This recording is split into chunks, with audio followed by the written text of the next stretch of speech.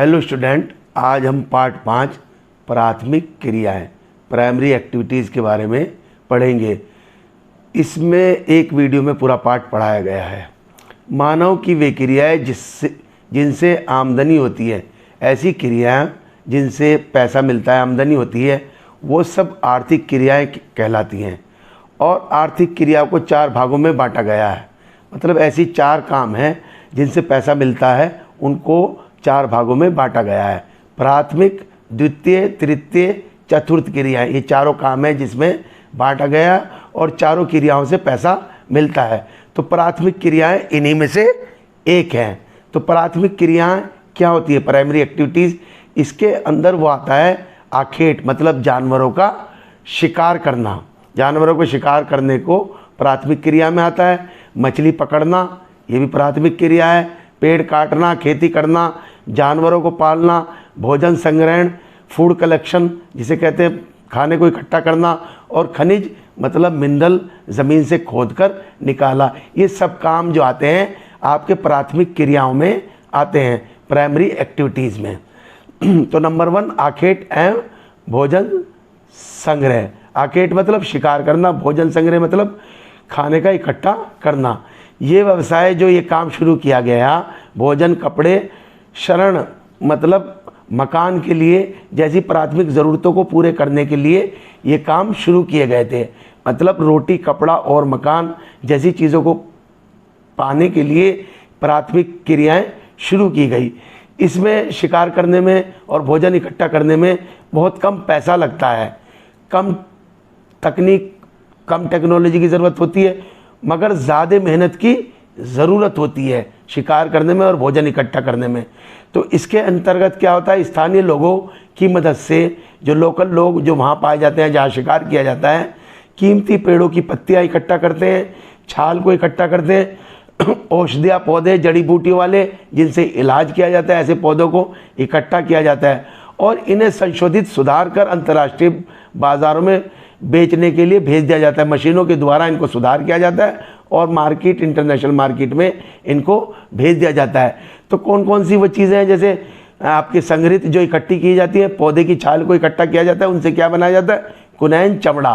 पौधों की पत्तियों से पेय पदार्थ मतलब चाय, कॉफ़ी बनाई जाती है और दवाइयाँ बनाई जाती हैं। पौधों के रेशे से कपड़े का धागा बनाया जाता है।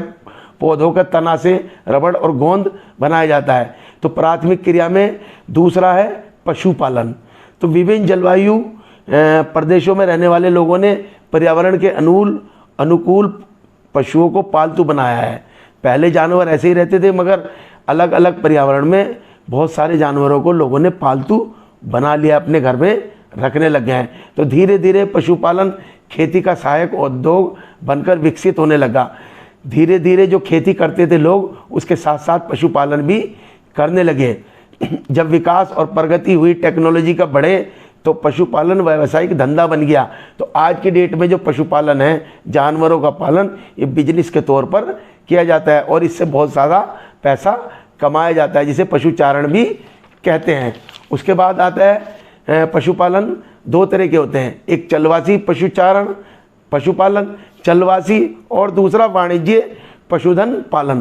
तो चलवासी में क्या होता है? इसमें पशुपालक जो जानवर पालते हैं, जिसको गडरिया भी बोलते हैं, चराने वाले जो होते हैं, अपने जानवरों के साथ साथ चरागाह तथा जल की खोज में, चरागाह मतलब चारा और पानी की खोज में एक जगह से दूसरी जगह घूमते रहते हैं अपने जानवरों के लिए।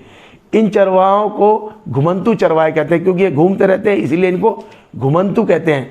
विभिन्न पर्यावरण जितने भी दुनिया में पाए जाते हैं, अलग अलग तरह के पशु पाले जाते हैं। एक तरह के पशु सब जगह नहीं पाले जाते। अफ्रीका में जैसे गाय, बैल प्रमुख पशु है, और सहारा और एशिया में आपका भेड़ और बकरी पाले जाते हैं। ऊँट पाला जाता है रेगिस्तानी इलाकों में, और तिब्बत में लामा, और ध्रुवीय प्रदेश में रेंडियर पाला जाते हैं। ये इतनी तरह के जानवर अलग अलग क्षेत्र में दुनिया के पाले जाते हैं। अब संसार में, दुनिया में चलवासी पशु कहाँ कहाँ पाए जाते हैं? एक तो उत्तरी अफ्रीका में, अटलांटिक तट से अरब प्रायद्वीप, मंगोलिया और मध्य चीन तक के पाले जाते हैं पशुपालन चलवासी जो पाए जाते हैं, और यूरोप और एशिया के टुंड्रा प्रदेश में भी पाए जाते हैं, और दक्षिणी पश्चिमी अफ्रीका और मेडागास्कर द्वीप तक के ये चलवासी पशु पालन पाया जाता है। अब नए चरागाह की खोज में पशुचारक जो जानवर पालता है, जिसे गडरिया बोलते हैं, समतल भाग और पहाड़ी क्षेत्रों में लंबी दूरी करते हैं। ये मैदानों में भी और पहाड़ी क्षेत्रों में बहुत दूरी तय करते हैं। क्या होता है, गर्मियों में मैदानी भाग से पर्वतीय, गर्मियों में जब मैदानी भाग में बहुत गर्मी पड़ने लग जाती है तो ये मैदानी भाग से पर्वत की तरफ चल देते हैं, और जब ठंडक पड़ने लग जाती है, पहाड़ों पर बर्फबारी होने लग जाती है, तो पहाड़ों से ये लोग मैदानी भाग में आ जाते हैं चरागाह की खोज में। ये प्रवास करते हैं, इसे ऋतु प्रवास कहते हैं। मौसम के हिसाब से प्रवास होता है। गर्मी में मैदानों से पहाड़ों की ओर और सर्दी में पहाड़ों से मैदानों की तरफ होता है। तो भारत में क्या होता है, भारत में हिमालय के पर्वतीय क्षेत्र में गुज्जर, बकरवाल, गद्दी, भोटिया, ये सब लोग गर्मी में मैदानी क्षेत्रों से पर्वतीय क्षेत्र, पहाड़ी क्षेत्रों पर चले जाते हैं, और सर्दी में ये पहाड़ों से मैदानों की तरफ आ जाते हैं। तो वर्तमान में चलवासी पशुचरण की संख्या कम होती जा रही है। ऐसी लोग जो अपने जानवरों को अपने साथ लेकर घूमते रहते थे, उनकी संख्या बहुत कम होती जा रही है। उसके बाद आता है आपका वाणिज्य पशुधन पालन, कॉमर्शियल तौर पर जानवरों को पालना। ये वैज्ञानिक ढंग से किए जाने वाला एक आधुनिक व्यापारिक व्यवसाय। इसमें बिजनेस होता है, जानवरों को पालने में बिजनेस किया जाता है, जो प्रमुख रूप से पूंजी प्रदान होता है, जिसमें पैसा लगाया जाता है। इसमें पशु चरागाह फार्म स्थायी होता है। यहाँ जो पशुओं का जो बाड़ा होता है, जो आपका चरागाह होता है, मतलब चारे का जो चीज़ें होती हैं, वो स्थायी होता है और एक विशाल क्षेत्र में फैला होता है। बड़ी से क्षेत्र में पशुओं को पाला जाता है। इसमें केवल एक ही तरह के जानवर पाले जाते हैं। कोई सा भी एक जानवर सेलेक्ट कर लेते हैं, उस जानवर को इसमें पाला जाता है। जैसे चाहे भेड़, चाहे बकरी, चाहे गाय, बैल हो, चाहे घोड़े हो, इनमें से कोई सा भी एक जानवर पाला जाता है। और पशुओं का जो पालन किया जाता है, पशुओं को जो पाला जाता है, वैज्ञानिक ढंग और उच्च तकनीक, हाई टेक्नोलॉजी से किया जाता है। और जो चीज़ें उनसे दूध मिलता है उसे, या पनीर या आपका मक्खन मिलता है, उसे डिब्बाबंद करके, डिब्बों में पैक करके विश्व के बाज़ारों में एक्सपोर्ट किया जाता है, निर्यात किया जाता है। और पशुओं के प्रजनन होती है, नस्ल का सुधार और आपका जेनेटिक बीमारियों को कंट्रोल किया जाता है, और सेहत पर ख़ास ध्यान दिया जाता है जानवरों की, क्योंकि पर्पज़ उनको कॉमर्स के तौर पर, ये वाणिज्य, ये पशुधन पालन है कि बिजनेस के तौर पर किया जाता है। ये व्यवसाय सबसे ज़्यादा न्यूजीलैंड, ऑस्ट्रेलिया, अर्जेंटीना और संयुक्त राज्य अमेरिका और में प्रमुख रूप से पाया जाता है। उसके बाद आता है आपका खेती, इसे बोलते हैं कृषि। अब एग्रीकल्चर, खेती आदमी का सबसे पुराना व्यवसाय है। आपको मालूम ही है कि सबसे पुराने ज़माने से अगर कोई चीज़ चली आ रही है वो तो खेती है। खेती में फसलों को बोते हैं, फसलों को बोते भी हैं, काटते भी हैं, और पशुओं को पाला भी जाता है। इन सब को मिलाकर खेती कहा जाता है। और संसार के अगर देखें, पूरी दुनिया में अलग अलग क्षेत्रों में कई तरह की खेतियाँ की जाती हैं। और जैसे आपका आदिकालीन निर्वाह कृषि, गहन कृषि, कई तरह की खेती की जाती है। तो आदिकालीन निर्वाह कृषि, समय के पोषण, गुजारा हेतु कृषि करना, ऐसी खेती करना जो गुजारा अपने करने के लिए खेती की जाती है, उसको आदिकालीन निर्वाह कृषि कहती है। इस प्रकार की खेती को स्थानांतरणशील कृषि भी कहते हैं। मतलब इसमें एक जगह से दूसरी जगह जाया जाता है, इसलिए इसको स्थानांतरण कृषि भी कहते हैं। इसका क्षेत्र अफ्रीका, दक्षिणी अमेरिका और दक्षिणी पूर्वी एशिया का उष्ण कटिबंध है। इस एरिया में की जाती है आदिकालीन निर्वाह कृषि। ये कृषि कैसे होती है? इन क्षेत्रों में पेड़ों को पेड़ जो पाए जाते हैं, जंगल जो होता है, उनको पेड़ों को जलाया जाता है। उनकी राख से ज़मीन में मिला दिया जाता है, मिट्टी में मिला दिया जाता है, और वो मिट्टी उर्वरक वो हो जाती है, फर्टाइल हो जाती है, उसकी उपजाऊ बढ़ जाती है और खेती की जाती है। इस कृषि में खेतों का आकार छोटा होता है और इनमें खेती के काम करने पुराने औजारों का इनमें खेती में इस्तेमाल किया जाता है, जैसे लकड़ी का, कुदाल का, फावड़े का इस्तेमाल किया जाता है। इस कृषि पद्धति में 3 से 5 साल तक के कृषि भूमि पर खेती की जाती है। 3 से 5 साल तक की खेती करते हैं, उसके बाद उस ज़मीन की जो है आपकी उर्वरकता कम होने लग जाती है और उसके बाद दूसरी ज़मीन पर चले जाते हैं। इसीलिए इसका नाम स्थानांतरण कृषि भी कहा जाता है। इसके बाद कृषि भूमि की उर्वरकता ख़त्म हो जाती है और नए क्षेत्र में जाते हैं, फिर वही प्रोसेस करते हैं, पेड़ों को जलाते हैं, पेड़ों को जलाकर राख बन जाती है और उसको मिट्टी में मिला देते हैं और फिर उसके अंदर कई साल खेती करते हैं। जब उसकी उर्वरकता ख़त्म हो जाती है तो आगे चले जाते हैं। कुछ साल बाद किसान पहले वाली कृषि क्षेत्र पर आ जाता है, उसकी उर्वरकता बढ़ जाता है, 2-3 साल बाद लौट आता है तो वो फिर उस खेत की या उस ज़मीन की उर्वरकता बढ़ जाता है, फिर वहाँ से वापस कृषि करने लग जाता है, खेती करने लग जाता है। इस खेती को अलग अलग नाम से दुनिया में जाना जाता है। भारत में इसे झूमिंग के नाम से, अमेरिका और मैक्सिको में इसका नाम मिल्पा है, और मलेशिया इंडोनेशिया में इसको लादांग के नाम से जाना जाता है। इसमें पेड़ों के विनाश होते हैं, पेड़ों को काटा जाता है, पर्यावरण प्रदूषण होता है क्योंकि पेड़ों को जलाया जाता है, उससे राख और धुआं फैलता है। इस कृषि का प्रचलन रिवाज ख़त्म होता जा रहा है। उसके बाद आता है गहन निर्वाह कृषि। गहन निर्वाह कृषि का मतलब कृषि जिसमें ज़्यादा उपज हासिल करने के उद्देश्य से प्रति इकाई क्षेत्र में पैसा और मेहनत का ज़्यादा इस्तेमाल किया जाता है। इस खेती में पैसा भी ज़्यादा इस्तेमाल होता है, मेहनत भी ज़्यादा इस्तेमाल लगाई जाती है, और इसकी ज़्यादा उपज लेने के लिए सब किया जाता है। ये खेती मानसूनी एशिया के सघन जनसंख्या वाले देशों में की जाती है। ऐसे देशों में की जाती है जहाँ जनसंख्या ज़्यादा पाई जाती है, आबादी ज़्यादा है, वहाँ ये खेती की जाती है। मानसूनी एशिया में जैसे भारत है, पाकिस्तान है, बांग्लादेश है, सब ज़्यादा जनसंख्या वाले देश हैं, इनमें ये खेती की जाती है। ये 2 प्रकार की होती है, चावल प्रधान गहन निर्वाह कृषि और चावल रहित गहन निर्वाह कृषि। तो चावल प्रधान का मतलब यह है कि इस गहन निर्वाह कृषि में चावल ही चावल बोया जाता है। इस कृषि में प्रमुख फसल कौन सी है? चावल। ज़्यादा जनसंख्या घनत्व के कारण खेतों का आकार बहुत छोटा होता है, जनसंख्या ज़्यादा होती है, इसीलिए खेतों का आकार छोटा होता है और चावल ही बोया जाता है, जिसमें किसान का पूरा परिवार लगा रहता है, इसीलिए इसको चावल प्रधान गहन कृषि कहते हैं। और एक दूसरी जो कृषि होती है चावल रहित, बिना चावल के गहन कृषि, गहन निर्वाह कृषि, जैसे ऊंचावाच मतलब ऊंचा नीचा पाई जाती है ज़मीन, जलवायु अलग होती है, मिट्टी अलग होती है, बहुत सारी की वजह से धान की फसल सब जगह पैदा नहीं की जा सकती। इसलिए उत्तरी चीन, मंचूरिया, उत्तरी कोरिया, उत्तरी जापान में दूसरी फसलें उगाई जाती हैं, जैसे गेहूँ, सोयाबीन, जौ बोया जाता है। और भारत में सिंधु गंगा के मैदान के पश्चिमी भाग में गेहूँ बोया जाता है। दक्षिणी पश्चिमी शुष्क प्रदेश में ज्वार बाजरा बोया जाता है। इसमें चावल नहीं बोया जाता, इसमें दूसरी फसलें बोई जाती हैं, इसलिए इसको चावल रहित गहन निर्वाह कृषि कहते हैं। उसके बाद दूसरी आती है आपकी रोपण कृषि, जिसको बागाती कृषि भी कहा जाता है, प्लांटिंग एग्रीकल्चर। इस कृषि में क्या करते हैं?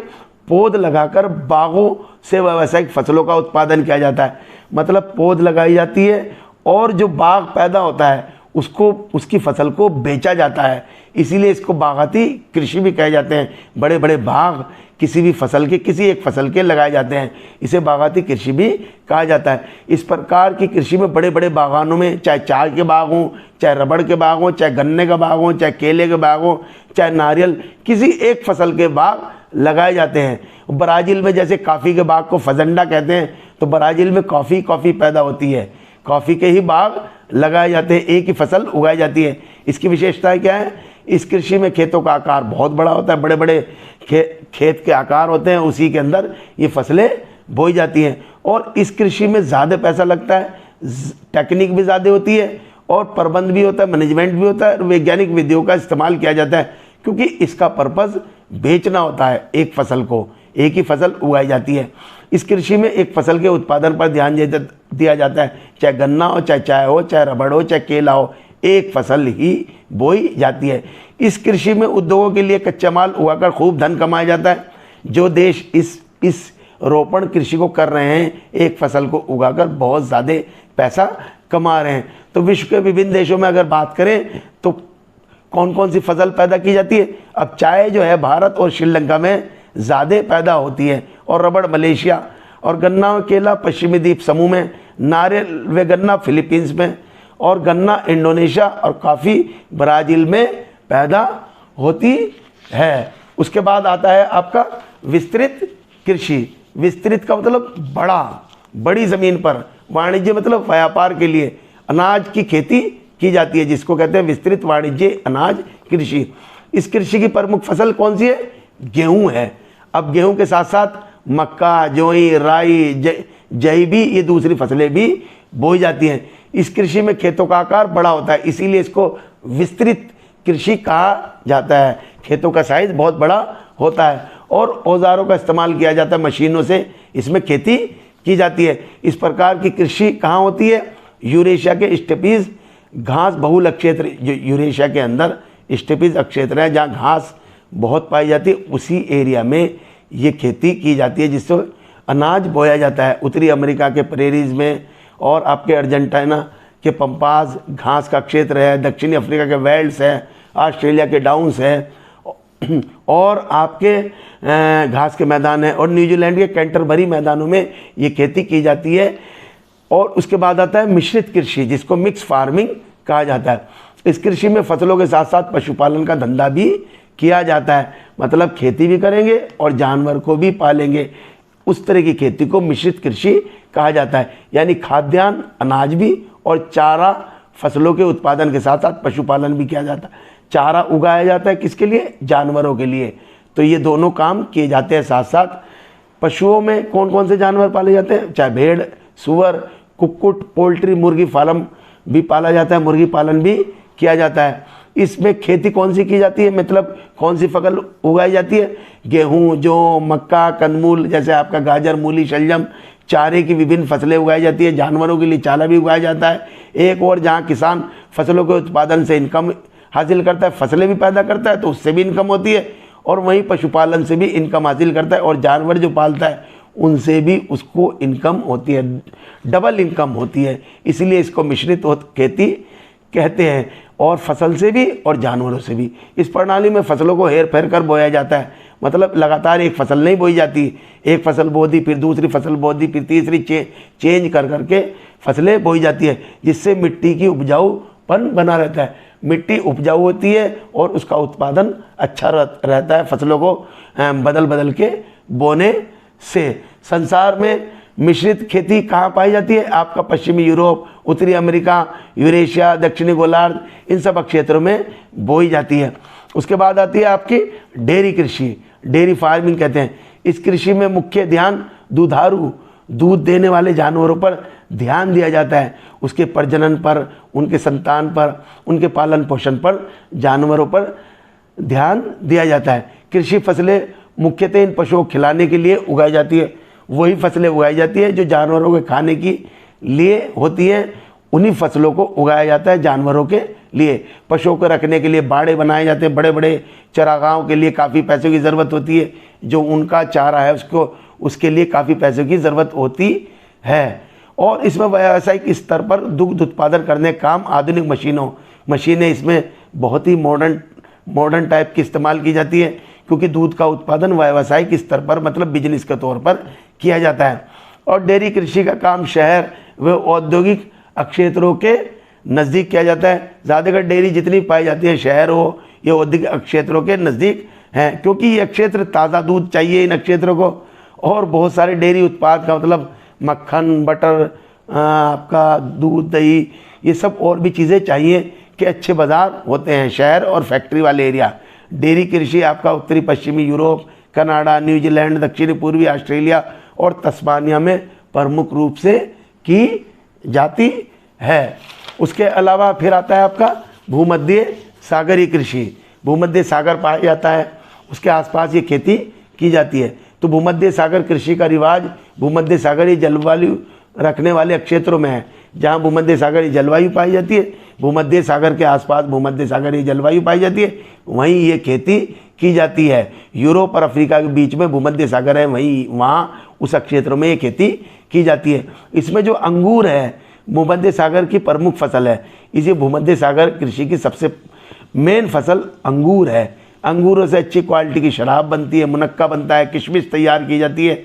इसके अलावा अंजीर, जैतून, अन्य खट्टे रसदार फल जिन्हें आपका संतरा भी कहते हैं, ये सब पैदा किए जाते हैं। और सब्जियां भी यहाँ पैदा की जाती हैं, ये अन्य फसलें हैं। इस कृषि वाले क्षेत्रों में जैसे दक्षिणी यूरोप, उत्तरी अफ्रीका, अटलांटिक तट, कैलिफोर्निया, मध्यवर्ती चिली, दक्षिणी अफ्रीका, दक्षिणी पश्चिमी ऑस्ट्रेलिया, इन क्षेत्रों में ये खेती की जाती है। और एक और तरह की खेती है बाज़ारों के लिए सब्जी की खेती। इस प्रकार की खेती में ज़्यादा फ़ायदेमंद फसलें जैसे सब्जियां बोली, फल बोलिए, फूलों की खेती, फल फूल सब्जियां, तीनों की खेती होती है। ये बाज़ारों के लिए की जाती है। इनकी मांग नज़दीकी शहरों में होती है, डिमांड शहरों में ज़्यादा होती है फूलों की, आपको पता ही है, फलों की और सब्जियों की। इस कृषि में ज़्यादा पैसा ज़्यादा लगता है, मेहनत भी ज़्यादा होती है और खेतों का आकार छोटा होता है, वहीं ये सब काम किया जाता है। ये कृषि व्यवसाय में सिंचाई की जाती है, पानी दिया जाता है, खाद उर्वरक, अच्छे किस्म के बीज लगाए जाते हैं, कीटनाशक दवाइयों का इस्तेमाल किया जाता है जिससे उत्पादन अच्छा हो सके। एक ट्रक कृषि होती है जिसको ट्रक फार्मिंग कहा जाता है। नगरीय केंद्र के चारों ओर, शहर के चारों ओर क्या होते हैं, लोगों को डेली रोज़ाना मांग को पूरा करने के लिए, भाई डेली जो शहर में डिमांड होती है उसकी मांग को पूरा करने के लिए सब्जियों की ज़रूरत पड़ती है। तो सब्जियों का उगाना ट्रक कृषि कहा जाता है। शहर के चारों ओर जो सब्जियां उगाई जाती है उसको ट्रक कृषि कहा जाता है। किसान के खेत को क्या कहते हैं, जहाँ सब्जियां उगाई जाती है उसे ट्रक फार्म कहा जाता है। और ट्रक फार्म से जहाँ सब्जियां उगती हैं बाज़ार तक की दूरी ट्रक द्वारा की एक रात में पूरी की जाती है। यानी कि जहाँ सब्जियां उगती है और बाज़ार तक के पहुँचाने के लिए ट्रक की ज़रूरत होती है और ये दूरी एक रात में पूरी की जाती है, इसीलिए इसका नाम ट्रक कृषि रखा गया है। अब एक होती है कारखाना कृषि। कारखाना कृषि क्या होती है, इस कृषि में गाय, बैल, मुर्गियाँ जैसे जानवरों को पाला जाता है, अच्छी टेक्निक से, वैज्ञानिक विधियों के पाला जाता है और इन पले हुए जानवरों को कारखाने में बना चारा खिलाया जाता है। यानी कि ये जो चारा खाते हैं ये कारखाने का बना हुआ खाते हैं, चाहे गाय, बैल, मुर्गियाँ जितनी भी हैं, और अच्छी टेक्निक से इनको चारा खिलाया जाता है, इसीलिए इनको कारखाना कृषि कहते हैं। उसके बाद आता है आपका उद्यान कृषि, जिसको बागवानी या हॉर्टिकल्चर कहते हैं। तो खेतों में फसल उगाने की तुलना में प्राय छोटे छोटे भूखंडों में खेत में फसल उगाने की बजाय छोटी छोटी ज़मीनों पर सब्जियां और फलों को उगाया जाता है। इस प्रकार की कृषि जो की जाती है उत्तर पश्चिमी यूरोप, अमेरिका और के उत्तर पूर्वी भाग व भूमध्य सागरीय प्रदेशों में ज़्यादा पाई जाती है। उसके बाद आता है आपका सहकारी कृषि, जिसको कोऑपरेटिव एग्रीकल्चर कहते हैं। जब किसानों का एक समूह, किसानों का जो ग्रुप होता है, अपनी खेती से ज़्यादा फ़ायदा हासिल करने के लिए अपनी इच्छा से एक सरकारी संस्था बनाकर कृषि करता है। मैंने कहा किसान बहुत सारे जो होते हैं वो अपना फ़ायदा हासिल करने के लिए एक ग्रुप बना लेते हैं, उसको कहते हैं सहकारी संस्था, और फिर खेती करते हैं। उस सहकारी कृषि कहा जाता है, उसको सहकारी कृषि कहा जाता है, जिसको कोऑपरेटिव एग्रीकल्चर कहते हैं। सभी सदस्यों में फ़ायदा, अगर खेती में जब फ़ायदा होता है तो उसे बराबर से बांट लिया जाता है। और सरकारी संस्था जो बनाई जाती है, जो सदस्य बनाते हैं, अपने सदस्य किसानों की हर तरह से मदद करते हैं।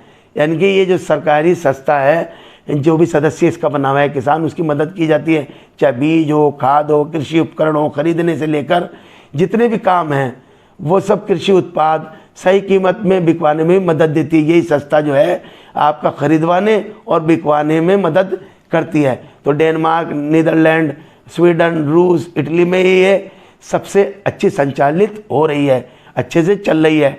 डेनमार्क में कृषि प्रणाली, कौन सी सहकारी कृषि प्रणाली ज़्यादा सफल है, हर किसान इसका सदस्य है।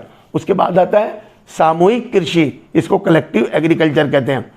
समूह बनाकर की जाने वाली कृषि को सामूहिक कृषि कहते हैं। ग्रुप बनाकर ये खेती की जाती है। जब किसानों का एक समूह द्वारा अपने संसाधन जैसे भूमि, पशुधन, श्रम आदि को मिलाकर, यानी कि जब किसानों का एक ग्रुप जो है अपने जितने भी संसाधन उसके पास है, चाहे भूमि हो, चाहे पशु जानवर हो, चाहे मेहनत हो, सबको मिलाकर आपस में एक दूसरे की मदद से की जाती है, तो उसे सामूहिक कृषि कहा जाता है। अब रोज़ की ज़रूरतें जो होती हैं उनको पूरा करने के लिए एक छोटे से ज़मीन का टुकड़ा अपने पास रख लेते हैं और ज़मीन के टुकड़ा सब मिलाकर खेती करते हैं। ये प्रणाली पूर्व सोवियत संघ में शुरू की गई थी, जो पहले USSR था, जिसको वहाँ खौज के नाम से दिया गया था। उसके बाद आता है आपका माइनिंग। माइनिंग का मतलब खनन, ज़मीन से अयस्क का मतलब कच्ची अवस्था में धातु जो पाई जाती है या धातु ज़मीन से खोद कर निकाले जाते हैं, जैसे लोहा, तांबा, सोना, चांदी ज़मीन से जो खोद खाद के निकाले जाते हैं उसको खनन कहते हैं। आज जितने भी लोहा, तांबा, सोना, चांदी, कोयला, तेल, गैस, इनके बगैर आप फैक्ट्री की कल्पना भी नहीं कर सकते। पूरी दुनिया इसी पर पूरी डिपेंड है। अब माइनिंग जो है, खनन कार्य को प्रभावित करने वाले दो कारक हैं। दो प्रकार कौन कौन से हैं? भौतिक कारक, आर्थिक कारक। भौतिक कारक में कौन कौन सी चीज़ आएंगी? इसमें खनिज निक्षेपणों, भंडारों, मैंने देखा जाता है खनिज कितने पाए जाते हैं, उनका आकार क्या है, उनकी श्रेणी क्या है, वो कहाँ उपस्थित है, ये सब चीज़ें देखी जाती है, भौतिक कारक में आता है। और उसके बाद जो देखा जाता है आर्थिक कारण। आर्थिक का मतलब इकोनॉमिकली वो पैसे में कैसा है, खनिज की मांग कैसी है, जो खनिज वहाँ पाया जाता है वो, और विद्वान मौजूद टेक्निक ज्ञान के मतलब कैसी टेक्निक है, उसके हिसाब से इसका इस्तेमाल क्या है, और उपलब्ध पूंजी कैसी है, पैसा कितना लगेगा, यातायात मेहनत कितना लगेगा, कितना खर्चा आएगा, उसको देख के ही खनिज को निकाला जाता है ज़मीन के नीचे से।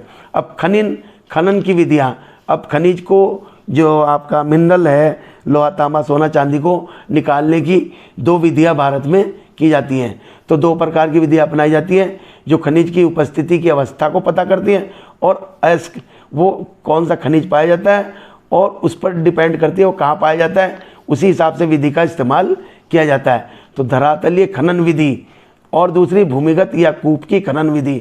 तो धरातलीय खनन विधि कौन सी होती है? इस विधि को विवृत खनन भी कहा जाता है।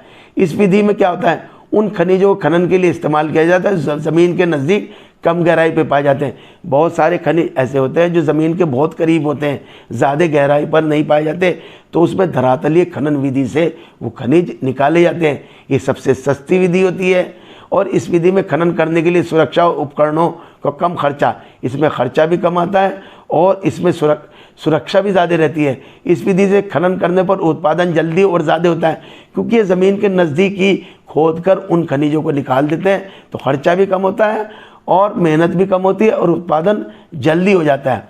ये भूमिगत या कूप की खनन विधि, ये उन खनिजों के लिए इस्तेमाल की जाती है जो धरातल में ज़्यादा गहराई पर पाए जाते हैं।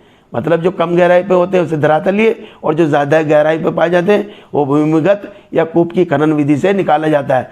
अब विभिन्न खनिजों को खोदने के लिए पृथ्वी में क्या करते हैं, गहरा भूमिगत छेद करते हैं, छेद कर देते हैं ज़मीन के अंदर, और इस विधि में लंबवत कुएँ खोद कर लंबे लंबे गहरे गहरे ज़मीन के अंदर कुएँ खोद दिए जाते हैं और गेलियाँ बनाकर उसमें गलियाँ बनाकर खनन किया जाता है। गली इधर को उधर को ज़मीन में चली जाती है और उससे ही निकाले जाते हैं। अब इसमें खनिज के लिए वेदक जैसे बर्मा होता है, सुराख करने वाला यंत्र होता है, उससे खोद खोद के गलियों में से खनिज को निकाला जाता है। तथा माल ऊपर ढोने के लिए ट्राली होती है, वहाँ ट्राली भी होती है, जो भी खनिज निकलता है उस ट्राली में रख दिया जाता है और वो ट्राली को ऊपर ले जाया जाता है और वहाँ से निकाल लिया जाता है। कभी कभी हमारे यहाँ खनिज में जो है जो माइनिंग होती है उसके अंदर आपका जल भराव हो जाता है, जहरीली गैस के रिसाव हो जाते हैं, मजदूरों को जान का डर बना रहता है और भारत की कोयला खानों में तो आग लगने की दुर्घटनाएं आम बात हैं।